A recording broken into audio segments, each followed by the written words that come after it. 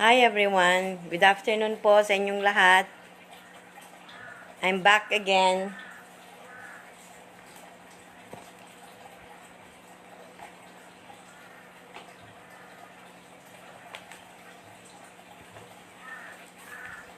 Last time I was talking about doon po sa mga pasyente na negative ang result and then nagpa-positive sa ibang bansa. What I was saying is true kasi ngayon naman, sa Pilipinas naman nangyayari. Yung mga nag-negative before, nagpa-positive ngayon. And, sabi ko nung nakaraan, it's not good. But when I did my research, I found out na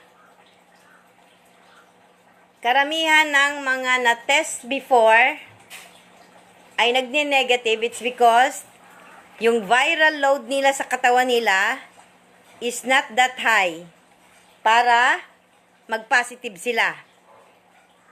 Kasi maybe it's just 1 to 2 days upon exposure. Pero kung it's already 1 week at ang result is still negative, that's good. Pero I think it's more on ang result is false negative. Ibig sabihin, may virus na sa katawan, pero hindi pa rin alam ng pasyente. And that's really very, very bad. Katulad ng ina-explain ko last time, yun yung sinasabi ko na mga asymptomatic. Walang nararamdaman, pero meron na silang virus sa katawan nila.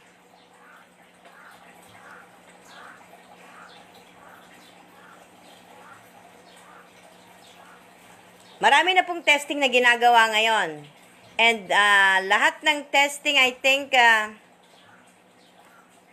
60 to 70% lang ang reality eh. Lalong-lalo na po yung tinatawag na rapid test. Medyo hindi po ako nagre-rely masyado dun sa rapid test. Kasi yung rapid test, in just a matter of 1 hour, makukuha nyo na yung result. At yung result, hindi ako masyadong sold. Kasi, sabi ko nga sa inyo, kapag hindi pa ganun kataas ang viral load ng pasyente, ang mangyayari, magne-negative siya. And that's really not good. Sana kung lahat ng test na gagawin, kahit konti pa lang ang virus na nasa loob, madedetect na kagad ng test, that's good. But unfortunately, hindi ganon. Yung mga test na ginagawa, it's so fast na kahit may virus na yung katawan natin, hindi pa rin ma-detect ng test. Kaya hindi ako natutuwa masyado. Although this will help. Makakatulong ito doon, lalo na doon sa may mga taong malaki ang takot. Pero uulitin ko pa rin. Hindi ko pa rin babawiin yung sinabi ko. Ang sabi ko sa inyo, lahat na may mga underlying na sakit, huwag kayong lumabas. Lalong-lalo na po yung may mga hika, may mga sakit sa puso, may sakit sa kidney, may hypertension, at yung pong mga matataba. I'm sorry, these are facts na sinasabi ko. Kasi lumalabas po na lahat ng matataas ang BMI above. Yun po ang matataas ang ACE2 sa katawan nila. Kasi sabi ko naman sa inyo last time, lahat halos ng organs natin, meron pong ACE2. Yung pong isang pasyente na itinawag sa akin from Cebu, na wala naman sakit sa puso, biglang inatake, kaya lang, lumalabas po na overweight siya and at the same time may problema po siya sa kidney kaya nagkaganon. Can you imagine? Bata pa siya. She's barely 30 plus. Inatake siya sa puso and then comatose. That's it. Yun na po ang kanyang ikinamatay. Hindi ko po kayo tinatakot. These are facts na sinasabi ko kasi lahat po ng binabanggit ko nung nakaraan ay totoo po lahat. Kaya kung you will follow me, salamat. Kung ayaw nyo naman makinig sa akin, it's okay. Pero sinasabi ko po sa inyo na lahat po ng mga tao na binabanggit ko nung nakaraan na may mga underlying na sakit, you should be very careful. Kasi sa tingin ko po, ang ginagawa ni Corona, ino-open niya lahat ng doorway para yung cells ng pasyente ma-accumulate niya and then mamatay yung cells. Kapag namamatay po yung cells, that's bad. Hindi ko po gusto yon. Yun po ang magiging sanhi kung bakit kayo magkakaroon ng matinding nararamdaman sa katawan nyo. Just like yung sinasabi kong pasyente from Cebu. She's only 30 plus, bigla siyang inatake sa puso. And then comatose po kaagad. Last time sinabi ko sa inyo, may ACE2 ang ating puso, ang ating bibig, ang ating ilong, ang ating lalamunan, ang ating lungs, at even ang liver natin. Kaya nga po sabi ko sa inyo noong nakaraan, ang liver tsaka ang puso magkakonect. Kung meron parehong ACE2 ang liver tsaka ang puso, that's bad. That's really, really bad. Hindi ko po gusto yon. Kaya po lahat ng mga pasyente na umiinom ng mga ACE inhibitor drugs, sabi ko po sa inyo last time, bawas-bawasan nyo dahil yun po ang nagkokos kung bakit nagkakaroon ng maraming doorway ang coronavirus. Ang inflammation po is one of the defense mechanism ng katawan natin. Kasi may na-identified siya. Pero ang problema, na-identified siya na virus sa katawan natin na pumapasok. But unfortunately, hindi niya malabanan. Dahil mahinang-mahina po ang immune system natin. Sabi ko nga po sa inyo, kapag compromise ang immune system nyo, huwag po kayong lumabas. Kasi hindi po ganun kalakas ang katawan nyo para labanan si corona.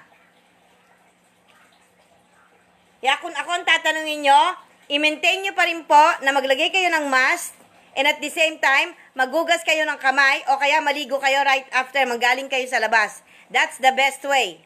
Kasi yun lang po ang nagtutunaw doon sa envelope na nagpo-protect kay corona para matunaw siya. Kaya dapat po, yun po ay ingatan nyo. Sundin nyo pa rin po yung paglalagay ng mask. At saka po yung paghuhugas ng kamay. Kasi sa totoo lang po, ang vector po, when we say vector, ang dahilan kung paano makakapasok doon sa entrance ng katawan natin, yung virus is through your hands. Sa kamay nyo po magmumula. Kasi ang virus po, didikit lang po yan dito sa mukha nyo.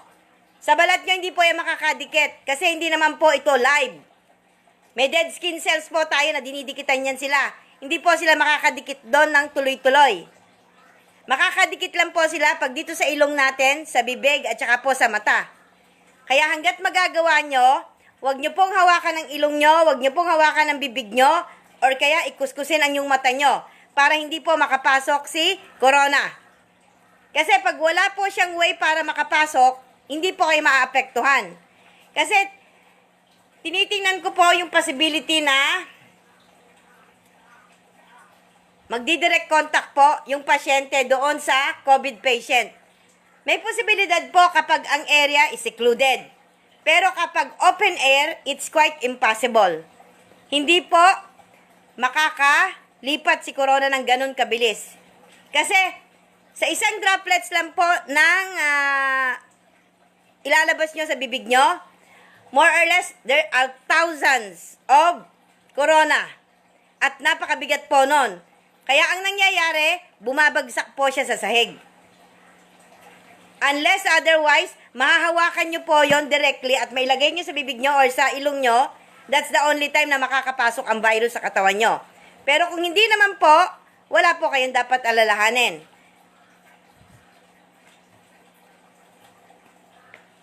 Tapos po, yung katulad ng sinasabi ko sa inyo nung nakaraan,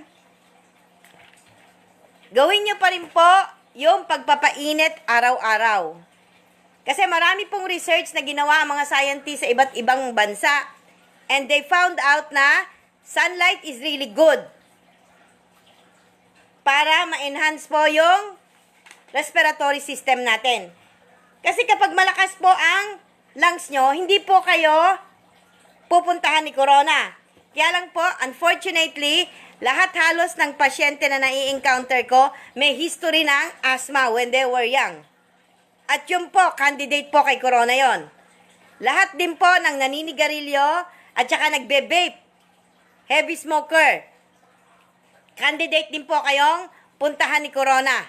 At lahat din po ng malakas uminom ng alak, candidate din po kayong puntahan ni corona. Kasi sabi ko nga po sa inyo noong nakaraan, di ba? Ang liver po, meron siyang ACE2. Kapag nakapasok si corona dyan, ibig sabihin, maraming ginawang doorway yan. Yung doorway po na yon ang papasukan niya. Kaya make sure po na hindi kayo naninigarilyo at hindi kayo nagiinom at this point of time. At saka, hindi rin po ako naniniwala doon sa sinasabi na kailangan yung uminom ng alcohol para ma-disperse nyo yung virus po sa lalamunan nyo. It's not true. Kasi sa totoo lang po, meron po kayong mga mucus dito po sa ilong nyo at saka dito po sa bibig nyo. Doon po dumidikit ang corona and then may mga enzymes po yon na tutulong upang makapatay. Kaya nga po sabi ko sa inyo, you have to produce saliva enzyme. Kasi ang problema po, kapag sinunod nyo po yung advice na uminom kayo ng alcohol, ang maaapektuhan po is the liver. Pag naapektuhan po ang liver nyo, mahihirapan pong mag-produce ng hemoglobin ang liver nyo. Pag nahirapan pong mag-produce ng hemoglobin ang liver nyo, automatic po yon. Mahihirapan pong mag-produce ng oxygen. Kaya po nahihirapang huminga ang pasyente. Kaya nga, ang gusto ko pong mangyari, dapat healthy ang lungs nyo, healthy din po ang liver nyo at the same time. Hindi po pwede yung sinasabi nila na kailangan yung uminom ng alak para po mawala yung virus. That's not true. Hindi po ako naniniwala doon. Kinokontra ko po yon. Ang gawin nyo po, damihan nyo po ang inom ng tubig and make sure na hydrated kayo. Kasi pag hindi nyo po ginawa yon at uminom kayo ng maraming alcohol, na katulad ng ina-advise nung isang nag-post, that's not advisable. Kasi tandaan nyo, in my 26 years of practice, subukan nyo, kung hindi kayo naniniwala sa akin, bumili kayo ng atay sa palengke. Yung fresh na atay. Buhusan nyo po kahit 60% lang ng alcohol, isopropyl. Tingnan nyo, mamumuti po yung atay. Ganon po ang nangyayari pag umiinom po kayo ng halak. Lalo na po yung alak is mataas ang percentage ng alcohol. Hindi ko po sinasabing hindi kayo pwedeng uminom. Ang sabi ko po, hanggat magagawa nyo, huwag nyo sundin yung advice na alcohol ang makakapatay sa virus. There's no such thing. Hindi ako naniniwala po doon. Basta yung advice ko po sa inyo na uminom kayo ng tubig, make yourself hydrated. That's better. Kasi katulad ngayon, have you noticed na masyadong mainit ngayon? I think the temperature is reaching up to 40 degrees. Actually, this temperature is good para sa corona. Mamamatay sila dito sa temperature na to. Kaya lang, ang problema, yun naman pong mga tao ang magkakaroon ng problema. Yung tinatawag ko po na heat stroke. Kaya nga po, make sure na uminom kayo ng tubig kapag ganito ang temperature. Kasi hindi kayo mamamatay sa corona, mamamatay kayo sa heat stroke.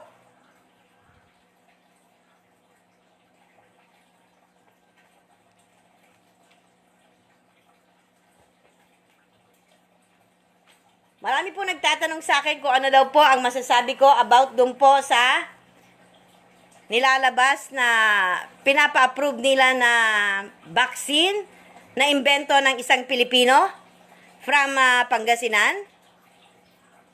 Ang sabi ko po, pwede po yon.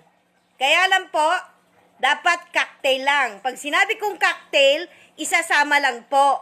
Pero kasi, yung pong ingredients ng kanyang formulation, hindi ko po kasi nakita na makakapatay po siya ng replication ng virus. When we say replication ng virus, yung pong pag dumikit yung corona dun sa receptor at ginamit niya yung RNA ng cells para mag-replicate, Yun po yun, yung sinasabing replication. Kasi po yung inimbento niya po na tatlo is good lang po sa tingin ko sa inflammation at saka sa pain. Okay po yung inimbento niya. In my own opinion as a doctor.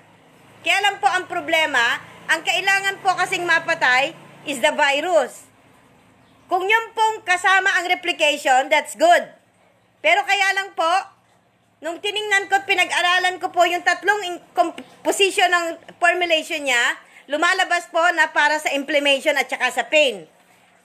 Kung para sa inflammation at pain lang, tapos nandoon pa rin po sa katawan natin ang virus, I don't think I'll agree to that. Pero sabi ko nga po dun sa isang doktor na nagtanong sa akin, pwedeng isama, i-cocktail. Pwede pong isama or i-cocktail. It's good. Kasi mawawala po ang inflammation, mawawala po ang pain. Kasi yun po ang mga nararamdaman ng pasyente na may COVID. Hirap po silang huminga, meron silang body pain na matindi, and then at the same time, meron pong inflammation. Kasi magkakaroon lang po kayo ng pain kapag meron po kayong inflammation. Pero kapag wala po kayong inflammation, automatic po wala kayong pain.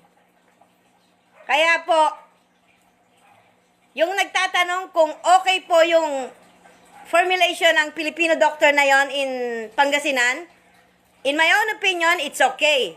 Pero cocktail lang. When we say cocktail, pwedeng isama. Pero dapat po, meron pa rin ma-produce na isang gamot na siyang papatay doon sa replication ng COVID. Yung coronavirus po. Kasi pag pain lang po at saka inflammation ang i-address at hindi po yung replication ng virus, nandoon pa rin po sa katawan natin. Kasi doon po sa research na ginawa nila nung nakaraan, isipin nyo, patay na ang pasyente, di ba sabi ko? Pero nung i-search nila at pag-aralan yung bangkay, 2.5 days na, nandoon pa rin po ang corona. Ibig sabihin, hindi pa siya nawawala doon sa katawan ng namatay na tao. Eh tapos marami po nagtatanong, Dok, bakit bumabalik yung nag-negative na tapos nagpa-positive ngayon? My explanation is like this. Katulad ng sinabi ko kanina, posibleng sa test or posible din na hindi totaling nawawala yung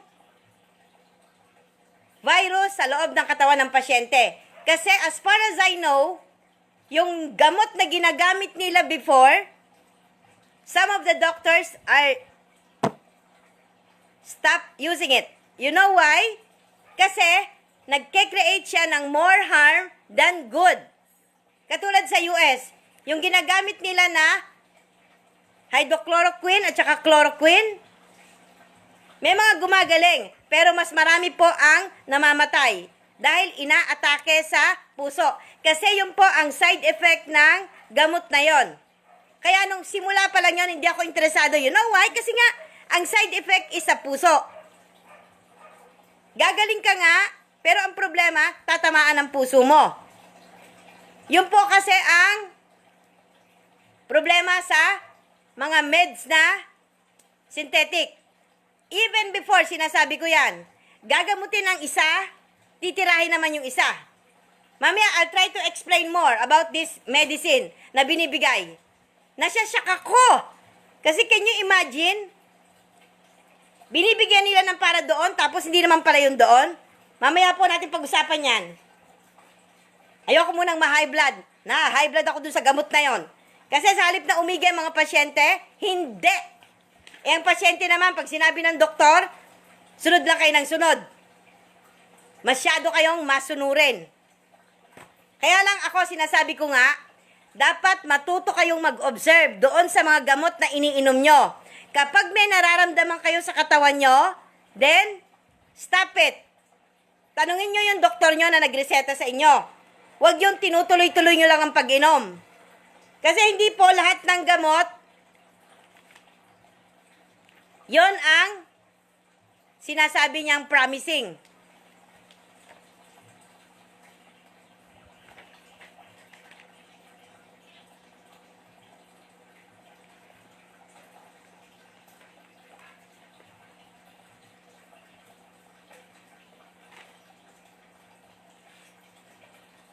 Alam niyo po ba na nasyasyak ako dahil habang nagre-research ako, habang tumatagal yung pagre-research ko dito sa coronavirus na to, nanlalambot ako. Alam niyo kung bakit? Kasi I found out na yung mga meds na binibigay sa inyo, especially dun sa mga pasyente na may high blood, yung mga gamot na binibigay sa inyo, na iniinom nyo, yun din na nagkukos ng problema nyo later on. Katulad ng isang pasyente ko, I'll give you a typical example. Nung isang pasyente ko na taga Baguio, ginagamot yung puso niya kasi meron siyang enlargement of the heart. Iniinom niya 8 klase po ng synthetic meds. After 4 years of drinking those synthetic meds, you know what happened? Nagkaroon po siya ng pagtaas ng creatinine. After 4 years, kailangan niya pong i-dialysis. Alam niyo, ang sabi ng medical doctor sa kanya, nung pumunta siya dun sa doktor niya, sabi ng doktor niya, I was expecting that. Sabi niya, Dok, gusto ko siyang suntukin. Kasi ang pinagagamot ko, enlargement of the heart. Bakit gano'n ang isasagot niya sa akin? Ngayon ko po nalaman lahat. Kasi nga, dahil nga dito sa corona, marami po akong nare-research ng nire-research.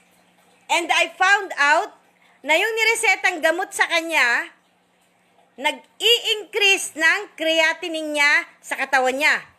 Kaya po, after 4 years of drinking the meds, sa halip na umigi po ang kidney niya, lalong nag-worsen. Can you imagine, umiinom ka ng gamot na akala mo para i-enhance yung kidney mo, hindi pala? Yung pa rin ang magiging cause kung bakit tataas ang creatinine mo at idadialysis ka? Very bad.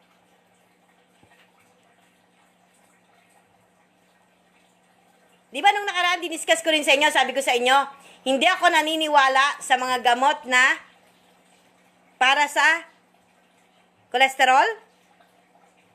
Lahat ng tatin, I don't believe. You know why? Because sabi ko nga, di ba nung nakaraan, I think that was my 3rd or 4th talk. Sabi ko, lahat ng tatin na yan, ini-stop niya ang formation ng cholesterol. But unfortunately, doon sa pathway kung saan pinoproduce ang cholesterol, doon din dumadaan yung CoQ10. Yung CoQ10 po, yun yung pinoproduce ng katawan natin para mag-produce, lumuwag yung ugat na dadaanan po ng dugo natin. Can you imagine? Sus Mariosep, nasyasyak ako.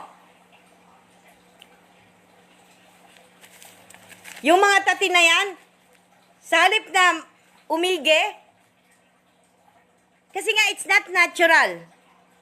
Lalo niyang wino-worsen yung takbo ng organs nyo. Yung mga pasyente na umiinom po ng mga ACE inhibitors drugs, yung katulad ng sinabi ko noong nakaraan sa inyo, yung mga nagtatapos sa Pril at saka nagtatapos sa TAN, Losartan, Enapril, Catapril, yun yung mga yan. My God. I found out, kasi lahat yung binibigay po yun sa pasyente na automatic po kasi pag tumataas ang creatinine nyo, bibigyan kayo ng mga gamot na yon. Kasi pag tumataas ang creatinine nyo, tumataas po ang BP nyo.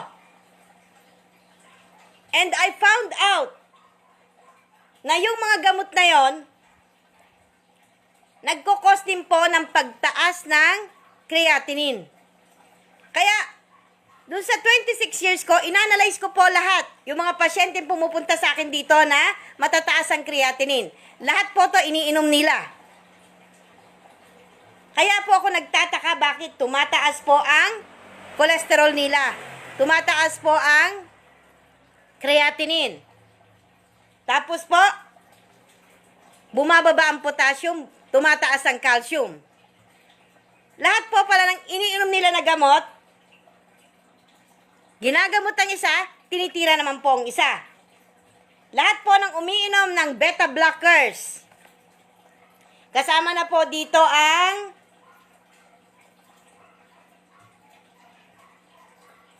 yung mga Metropolol. Alam nyo ba na itong pampababa ng BP na to, ang ginagawa niya, ini-increase niya ang lipids. Ang lipids po is the cholesterol in the body. Tapos po, tumataas din po ang incidence ng asthma dito sa mga tao na umiinom ng beta blockers. Lahat po ng mga pinaiinom na para sa BP, I was really so shocked. Dahil yun po ang nagiging cause kung bakit tumataas po ang creatinine nila. Even the diuretics, yung pong pampaihi, yun po yung nagkokos ng edema, yung pamamanas ng paa nyo. Tapos alam nyo po ba na ito rin pong mga ito ang nagkokos ng constipation? Yung hindi kayo makadumi? Kung ako tatanungin nyo, itong nire-research ko, natatakot ako. Imagine niyo, hindi ko po kasi tinututukan lahat ng ito. Natutukan ko lang po ito dahil dito sa coronavirus. And I was really so shocked. Kasi yung isang para sa BP, binabawasan niya yung bilis. Pero ang problema, sobra naman po ang bagal ng tibok ng puso nyo na it will lead to heart attack. Nakakatakot po, sa totoo lang. Yung diuretics, ina-allowed ko yung mga pasyente ko, lalo na po yung may mga pagtaas ng creatinine na dinadialysis. Pero nung makita ko po na ganito ang nangyayari, lahat po sila, pina-stop ko ng pag-inom nitong diuretics na to. Isipin nyo, ang purpose po ng diuretics is para umihi kayo. Para mawala po yung panas sa katawan nyo, or sa paa nyo, sa kamukha nyo, or sa kamay nyo. Kaya lang po, dito sa research na ginawa ko, isipin nyo, hindi po pampaihi lang ang ginagawa niya. Nagkakaroon pa rin po ng retention ng water, kaya minamanas po ang pasyente. And this is not good. Kaya po yung isang pasyente ko, na bago mag-lockdown, yung asawa niya, dinala niya sa akin, and sabi niya nga sa akin, Dok, bakit nagkakaroon ng pamamanas? Naalala ko, binigyan nga pala ng diuretics yung husband niya. And I told her to stop. And even yung para sa BP na binigay ng doktor, pinatitigil ko. Kasi, yung pong binigay na gamot para sa BP, ang ginagawa niya po, kasi mabilis ang tibok ng heart ng pasyente. Ang ginagawa niya, pababagaling niya. Kaya lang ang problema, yung pagbagal niya po, masyadong bumabagal. Pag masyado pong bumabagal ang tibok ng heart nyo, that's not good. Kailangan normal lang po yung pagbagal, hindi po mabilis na babagal siya ng bagal na bagal. Makaka-relay po sa akin dito yung mga umiinom. Hindi ko po kayo tinatakot. I'm just telling you the situation. Kasi po, I was given the chance na i-research ko po ito. Kaya isineshare ko po doon sa mga pasyente. Tapos po, may mga pasyente na pumupunta sa akin na masyadong mababa masyado ang potassium. Alam niyo ba, pag bumaba masyado ang potassium at tumaas ang calcium nyo, that's not good. Kailangan parehas lang parating balanse ang dalawa na yan. Kasi kapag masyadong tumaas o bumaba ang potassium nyo, pag bumaba po, mahihirapan kayong huminga. Kasi kailangan po ng muscles natin ang potassium para po magkaroon ng contractability. Kapag po nawala ang potassium, para kayong gulay, bumabagsak po kayo totally. Nang walang dahilan. Now I know now. Nanggagaling po ang problema dun sa mga iniinom nyo na anti-hypertensive drugs.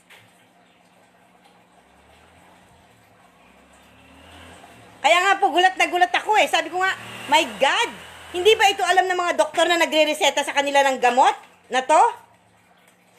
They should know about this bago sila magreseta. Kasi isipin mo, lahat po ng iniinom nyo na anti-hypertensive drugs, it's causing more harm than good.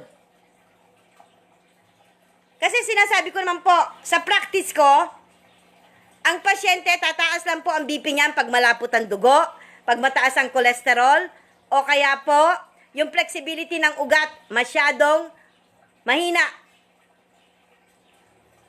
O kaya po, mahina ang function ng kidney. Kaya po, tumataas ang sodium sa katawan ng pasyente. Kaya po doon sa mga pasyente na nakikinig sa akin, dapat po i-watch out nyo po ang pag-inom ng mga anti-hypertensive drugs. Make sure po na i-monitor nyo po kung ano yung mga nararamdaman ng katawan nyo. Lalong-lalo na po pag namamanas na po ang paa nyo.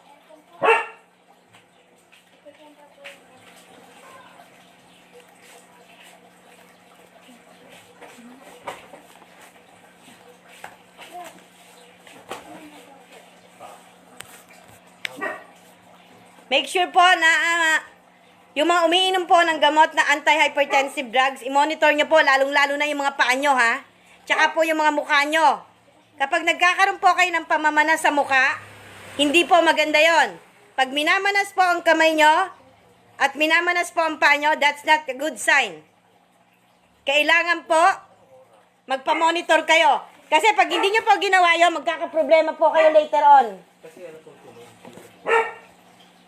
Kaya make sure po na lahat po ng iniinom niya na gamot, lalo na po anti-hypertensive drugs, i-monitor nyo. Kasi baka sooner or later, mapagaya kayo dun sa pasyente na sinasabi ko na ang pinagagamot niya, enlargement of the heart, and then eventually, dinialysis po siya. That's not good. Doon po sa mga umiinom ng gamot na yan, make sure na i-monitor nyo po yung inyong BUN at saka po creatinine nyo. Ulitin ko po ho, try to monitor your BUN and then your creatinine. Doon sa mga umiinom ng anti-hypertensive drugs. Kailangan nyo pong i-monitor yan. At least hindi po ako nagkulang ng paalala sa inyo. Alam nyo ba kung ba't ako naging very interested dito sa ACE inhibitors na to? Kasi ito po yung mga gamot na naglalagay ng maraming doorway kay corona. Kasi hindi po lahat ng COVID patient pare-pareho ang nararamdaman. Yung pong mataas ang ACE receptor sa katawan nila, yun po ang severely affected. Yun po yung hirap na hirap huminga at nagkakaroon ng matinding symptoms or nararamdaman sa katawan. Kaya yung mga pasyente po na yan, ang binabantayan kong maigi. Kung kayo po ay may hika at umiinom po kayo ng mga pang-nebulize, huwag din po kayong lumabas ng bahay. Kasi isa po yan sa hinahanap din ni corona. Kasi yung pong mga ginagamit yung nebulizer, nakaka-apekto po sa immune system ng katawan natin. Isa po siya sa dahilan kung bakit hindi ma-identify ng katawan natin yung pumapasok na virus sa katawan. Na-find out ko po yan later on. Kasi lahat po ng pasyente na nagne-nebulize, gumagamit po ng steroid, yun po yung may mga sakit na autoimmune, yun po usually ang lumalabas na mga asymptomatic.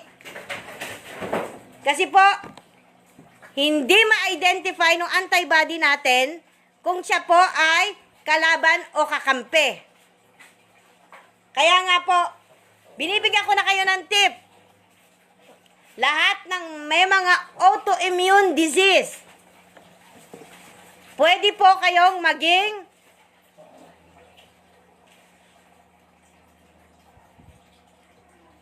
carrier nang hindi nyo alam. Kasi hindi nga po ma-identify nung katawan nyo kung may kalaban na o kakampi pa yung nasa loob.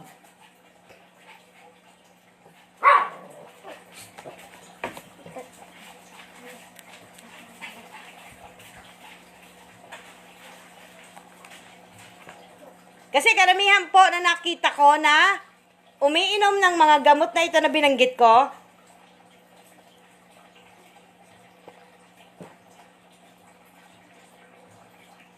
ito po yung nagkakaroon ng compromised immune system. Pag sinabi natin compromised immune system, nandyan po yung mataas ang BP.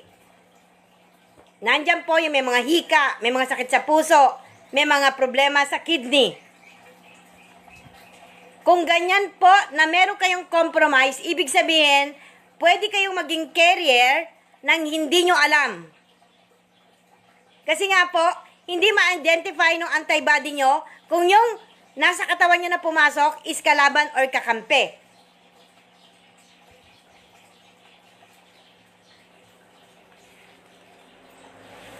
Marami din po nagtatanong sa akin kung bakit daw napakabilis mag-spread ng mga infected sa Cebu. I do my own research. At nagtatanong nga sila kung ibang strain daw po yung nasa Cebu at dito sa Manila. Kasi ang epicenter natin is in Manila. And then, masyado din pong mabilis ang takbo ng mga na-i-infect sa Cebu. I think yung strain na pumunta sa Cebu is the L-type. Masyado pong mabilis. Kasi karamihan po sa kanila doon, pag tinamaan, patay ng patay din. And that's not good. Ibig sabihin, yung mga tao na nasa Cebu, I think ang immune system nila is also compromised. Ang isang tinitingnan ko na possibility, it's because maraming foreigner na nakatira sa Cebu. And that might not, yung kanilang transmission, I think is not local transmission. Ang possibility is, yung mga foreigner na yon ang posible na nagdala some way or the other.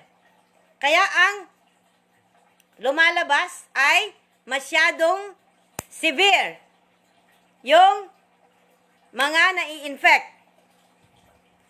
Kaya nga po sabi ko, iba-iba ang tingin ko ang strain ng bawat virus sa bawat lugar.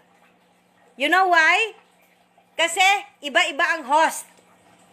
In Cebu, maraming foreigner po sa Cebu. Nag-medical mission ako sa Cebu. Maraming foreigner sa Cebu. That's one probability na tinitingnan ko. Kasi may mga nagtatanong sa akin na pasyente ko doon. Kaya lang po, kung galing sa mga foreigner yan, ibig sabihin hindi po yan S-type. Yan po ay L-type. And medyo masyado siyang matindi pag tumama.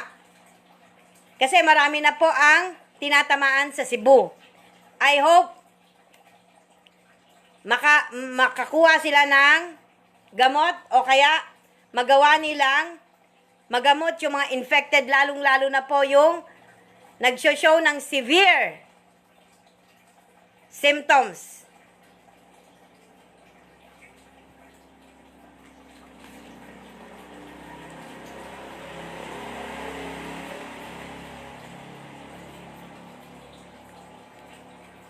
Doon po sa kumuha po kayo ng papelo, I will try to teach you kung paano po i-alkaline yung immune system nyo. Kasi lahat po ng scientists halos sa buong mundo, isa lang po ang sinasabi nila, the best way to combat coronavirus is to enhance the immune system ng mga tao.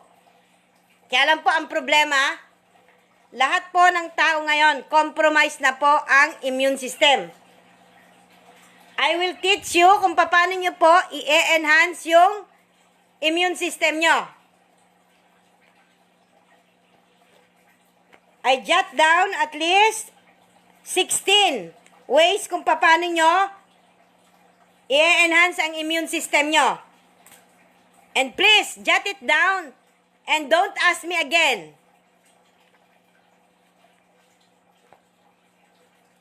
Hindi ko po kayo sasagutin pag sinabi ko na po dito at nagtanong pa rin po kayo ng the same topic.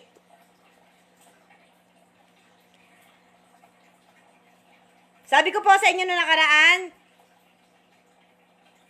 ang isang factor na nakaka-apekto kung bakit humihina ang immune system natin is the foods that we eat and the stress that we have. Yan dalawa po na yan, pag pinagsabay nyo yan, yan ang dalawang surely magpapahina sa immune system nyo. Okay. 1. Avoid nyo po lahat ng made of refined flour. Katulad po ng bread, biscuits, donuts, pizza, etc. Out po yan lahat. And then, avoid all coffee. Pwede po kayo ng kapeng barako lang at saka rice coffee. Yun lang po ang dalawang coffee na ina-allowed ko. Kasi hindi siya nagkakos ng acidity. Kasi once po na nag-acid ang system nyo, automatic, humihina po ang immune system nyo. Kasi di ba sabi ko sa inyo na nakaraan, lahat po ng tao na hindi nabubusog, miya't-miya nagugutom, ang system po niyan is acidic. Hindi po yan alkaline. Kasi pag alkaline po ang system nyo, nagpapahinga po ang organs nyo. Nagre-regenerate ang cells. And that's very, very good. Kasi pag hindi po nagpapahinga ang liver nyo, hindi rin po nagpapahinga ang puso nyo. Di ba sabi ko sa inyo, magkakonect yan? Tapos pag acidic kayo, hindi rin po nagre-rest ang kidney nyo at saka ang lungs nyo. Kaya kailangan po i-tuned in lahat yan, i-align para maging maayos po ang takbo ng system nyo. Kasi pag alkaline ng system nyo, hindi po tataas ang BP nyo, hindi po tataas ang sugar nyo. Hindi po kayo makakaramdam ng kahit anong pain sa katawan nyo if your system is alkaline. Tapos po, alam ko, lahat ng mga babanggitin ko ngayon, isusumpa nyo ako. Kasi, lahat ng masasarap, tatanggalin ko. Kaya lang, wala akong choice. Ito po ang magpapalakas sa katawan nyo. Lahat po ng red meat, out. Lahat ng animal organs, out. Lahat ng seafoods, out.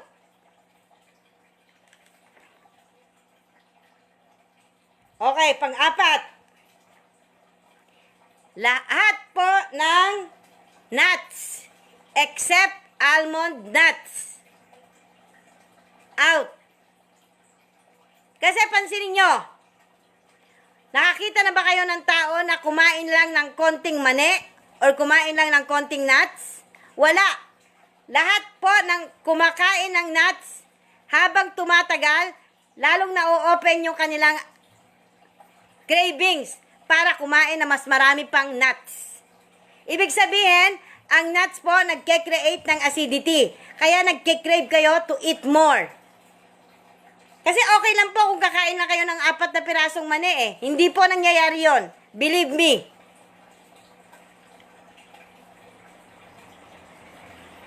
Number 5 po, avoid all pasta.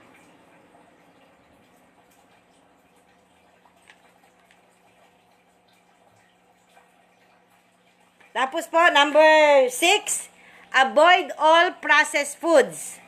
Tocino, longganisa, hotdog.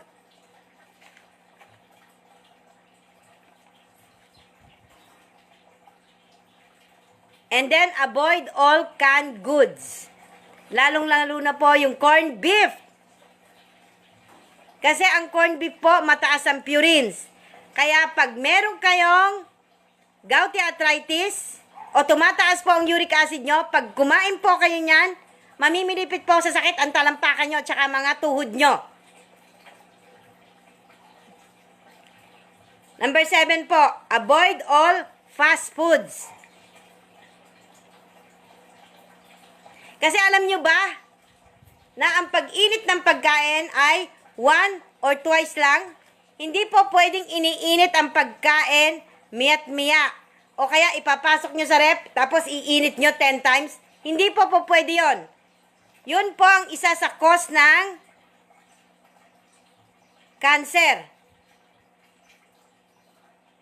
Tapos po, avoid nyo po lahat ng carbonated beverages. Alam nyo na po kung ano yan. Lahat po ng soft drinks, out. Tapos po, avoid nyo po lahat ng jellies and jams. And even peanut butter. Pinapa-out ko po. Kasi ang peanut butter po ay may aflatoxin. And aflatoxin is causing lahat ng formation ng bukol sa katawan natin. Kasi nagpo-produce po siya ng phlegm. Too much phlegm. Kaya po, ina-out ko po ang peanut butter. But I love peanut butter before. Kaya lang wala akong choice. Ayoko po magkaroon ng problema later on. Kaya kahit mahirap, sinusunod ko. Tapos po, bawal din po lahat ng sauces. Toyo, patis, bagoong alamang. Ina-out ko po yan. Lahat po yan bawal. Tapos po, bawal din po ang lutong fried. Hindi po kayo pwedeng kumain ng lutong fried. Kapag gusto nyong ma-maintain yung alkalinity ng system nyo. Ang luto lang na pwede nyong gawin is boiled, broiled, grilled, steam. Yun lang pong 4 na yon. Kasi pag yung 4 na yon ang ginawa nyo, ang system nyo will be alkaline. Nasubukan ko na po ito, na-testing ko na po ito sa lahat ng pasyente ko. Meron po akong isang pasyente na ang kanyang fatty liver is nasa 25. Nung ginawa niya, nang inulam niya, puro bulanglang lang at saka isda. You know what happened? After 2 weeks, yung kanyang 25, nag-5.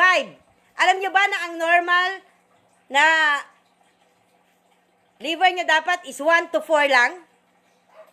Hindi po yan dapat sumampa ng ganyan, kataas. Kaya lang po, sumasampa yan ng ganyang kataas is because ang system niyo po is so acidic. Hindi niyo ba napapansin? Wala kayong kabusugan? Pag wala po kayong kabusugan, yan po ang malaking magiging problema natin. Do you know that most of the patients na ginamot ko, nag-i-start sa fatty liver, nag-i-start sa diabetes, bihira lang po yung trauma. When we say trauma, nahulog, napalo, nasaktan, or something like that. Bihira lang po yon, especially sa breast. Pero karamihan ng pasyente na nakikita ko, they love to eat yung pong lahat ng mga bawal na sinasabi ko. Katulad po nung pizza, cheese. Binabawal ko po lahat ng cheese. Pwede po naman kayong kumain. Sabi ko, di ba? In 1 week, meron kayong cheat day. 1 cheat day. Pero dapat, maliit lang. Hindi ko po sinabi na kainin niyo po yung isang buong cheese. Kasi may pasyente po ako, teacher po siya. You know what happened? Kaya siya nagkaroon ng breast cancer. Ang kinakain niya po, isang malaking, yung malaki pong cheese, yung ganito kalaki, hinihiwa niya po yun ng cubes. Tapos, tinutusok niya ng toothpick and then, yung po ang kinakain niya, kasabay po ng chippy at saka kasabay ng Coke. Sabi niya sa akin, doktora, tikman nyo. Masarap yung style, yung masarap yung combination na yon. Eh, bakit ko gagawin yon? Eh, di ba maalat ang ang chippy? Alam nyo ba na ang cheese mataas ang sodium? Tapos sasabayan nyo pa ng Coke? Alam nyo ba na ang isang basong Coke? Sabi ng mga pasyente ko na nagwo-work sa Coke, ang isang baso nito ay merong 8 kutsara ng asukal. Hindi nyo lang nalalasahan dahil may nilalagay silang pampapait para hindi masyadong matamis. Subukan niyong uminom ng Coke na malamig. Masarap po yon, sabi nila.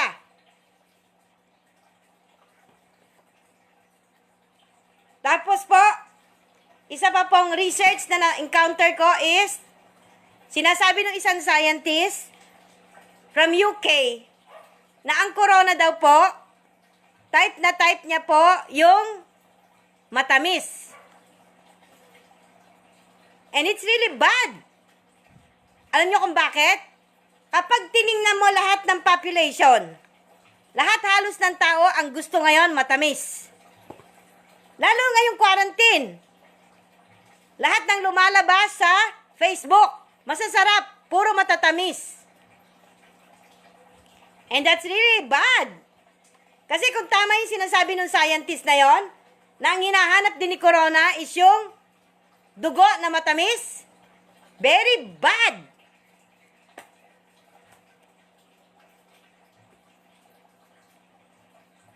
Tapos, isa pa pong bawal. Do you know that the meds that you're taking are also causing acidity in the system? Lahat po ng iniinom niyong gamot na synthetic, nagkokos po ng acidity sa katawan natin. Kaya nga po yung sinasabi ko sa inyo noong nakaraan, yung isang pasyente ko po na umiinom ng 12 klaseng gamot, you know what happened? Nagkaroon siya ng multiple organ failure. And that's really not good. Kasi lahat ng iniinom niyong gamot, akala nyo it's okay? It's not.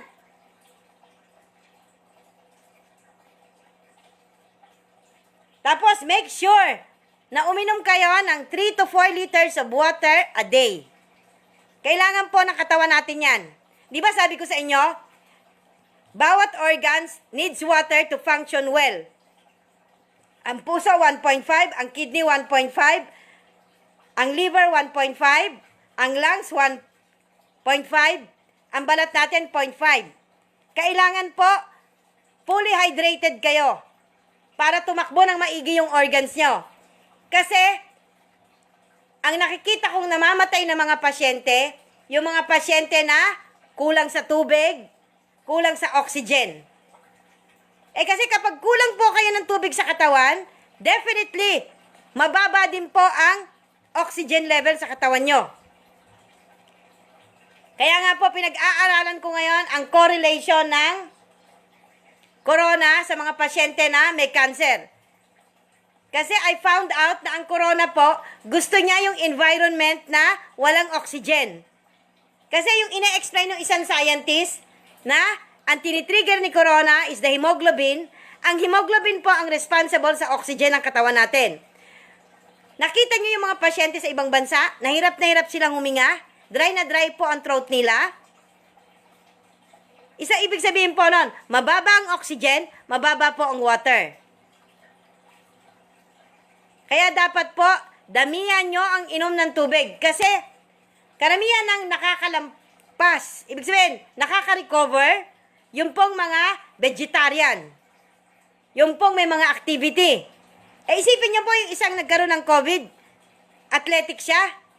Vegetarian pa siya. Pero tinamaan siya. Pero ang swerte niya lang, hindi ganon ka-severe ang epekto sa kanya. Kaya madali siyang nakarecover. Kaya nga sabi ko sa inyo noong nakaraan, di ba? Dapat po kumain kayo ng maraming leafy green vegetables. Tapos po, lahat po ng mapapait. At saka po, lahat ng dilaw.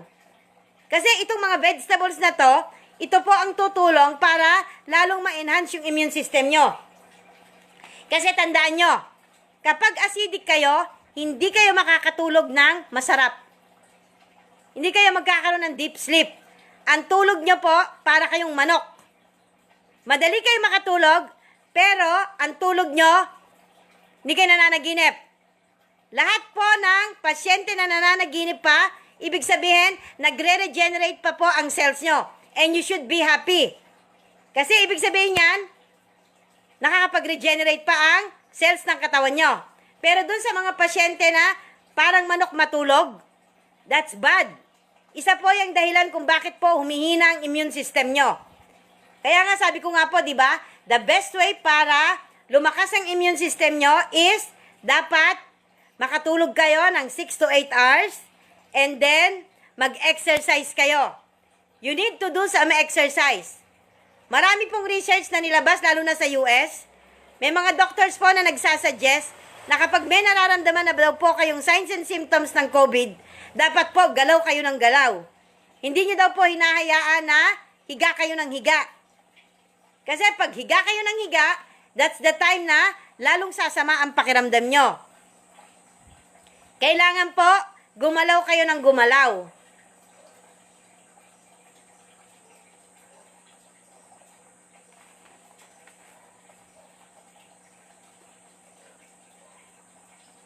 Nagpapasalamat po ako doon sa mga pasyente na sumusunod po doon sa mga protocol na tinuturo ko at gumagaling. I'm really thankful. Kasi one way, at least nakakatulong po ako sa inyo. Salamat po ng madami doon sa mga sumusunod sa protocol na tinuturo ko. Katulad din po yan sa mga pasyente ko. Yung pong mababait at sumusunod, yung po ang umiigi. Yung pong hindi sumusunod, hindi po umiigi yun. Kaya po doon sa mga tao na nakikinig sa akin ngayon, hindi ko po kayo dinidiktahan. If you feel na what I'm saying is true, kung gusto nyong gawin yung sinasabi ko, then do it. Kung ayaw nyo naman po, hindi ko po kayo pipilitin. That's your choice. Basta't ako po, I'm doing this because I wanted to share more knowledge to all the people that is listening to me. Kasi sa totoo lang po, yung mga binabanggit ko kanina, lalo na doon sa mga gamot, nanlalambot po ako talaga. Sabi ko nga sa inyo, nung start pa lang, nung first video ko pa lang, sinasabi ko na siguro may dahilan ng Panginoon kung bakit ako lumabas para magsalita sa inyo. Ngayon, nare-realize ko na kaya ako nagsasalita sa inyo kasi marami ako nare-research. Yung research na yun na ginagawa ko, mas marami pa ako matutulungan na tao, hindi lang po yung may mga COVID.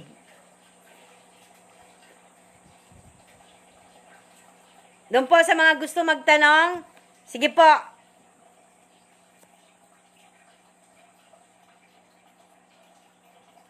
I'm going to entertain more questions.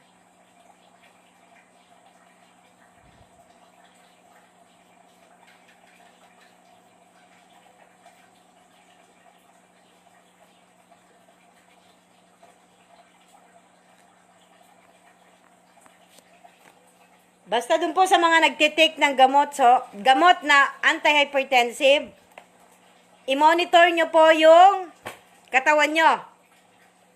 Kung minamanas kayo, kung namamanas ang kamay nyo, or namamanas ang paa nyo. Kasi isa po yon sa side effect ng gamot na iniinom nyo. And you should be vigilant. Kasi later on, baka mamaya, mataas na po ang creatinine nyo, hindi nyo pa po alam. Kasi yung gamot na iniinom nyo, yun din po ang nagpapataas ng creatinine nyo. And it's really, really bad. Doon naman po sa mga natatakot pa rin sa COVID, basta ang advice ko lang po sa inyo, make sure na paglalabas kayo, mag-mask po kayo. And then pag bumalik kayo, mag-wash po kayo ng kamay nyo, and then, maligo po kayo kagad. Don't sleep. Na yung damit na sinuot nyo sa labas, yun na nasusuotin nyo pag natulog kayo. Make it a habit po na magpalit kayo ng damit once na dumating kayo po sa bahay nyo. Tapos po, dun sa mga senior citizen, uulitin ko po, kung wala din naman po kayong business sa labas, wag na po kayong lumabas muna. Kasi kahit malip po ang quarantine natin sa 15, meron pa rin pong possibility na kakalat pa rin po siya. Kasi nga po, hindi natin alam kung sino yung merong ng virus sa katawan. Yung mga tinatawag ko pong asymptomatic. Pero po, kapag malakas ang immune system nyo, wala kayong dapat katakutan. Kasi hindi kayo tatabla ni corona. Ire-repel nyo si corona sa katawan nyo. Kaya nga po, start ngayon, kain kayo ng maraming gulay at maraming prutas. And do exercise. And then, try to relax. The more you relax you are, the better for the system. Kasi ang katawan nyo, dapat po hindi nararatel. Dapat po relax and happy. Hindi po kayo ninenervyos at natatakot. Kasi pag ninenervyos po kayo at natatakot kayo, yun po ang dahilan kung bakit bumababa ang immune system nyo. At saka kung hindi naman po kailangan magpuyat, huwag po kayo magpuyat. Try to give yourself some break. Dapat po magpahinga kayo. The more rest, the better for the system. Kasi pag nakakapag-rest po kayo, yung sleep nyo po magiging mas masarap. Kasi alam nyo, sa totoo lang sinasabi ko to parate. Hindi nyo ba nanonotice, pagod na kayo, dapat makatulog na kayo kaagad. Pero unfortunately, yung katawan nyo kasi nararatel siya, kaya hindi kayo nakakatulog kaagad. Kahit pagod na kayo. Kaya nga, the best way po, sabi ko nung nakaraan pa, maligo kayo ng tubig na may asin.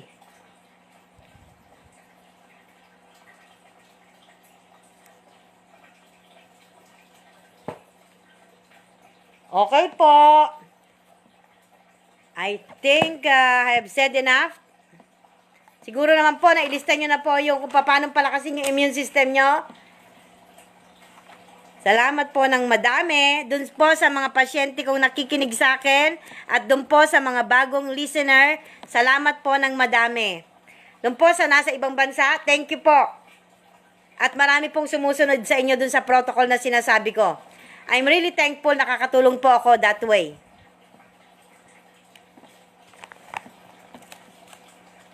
Sana po, mag-ingat po tayong lahat.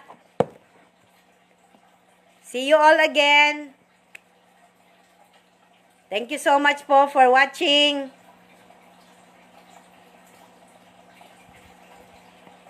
I'll try to talk again some other time. Salamat po. Bye-bye.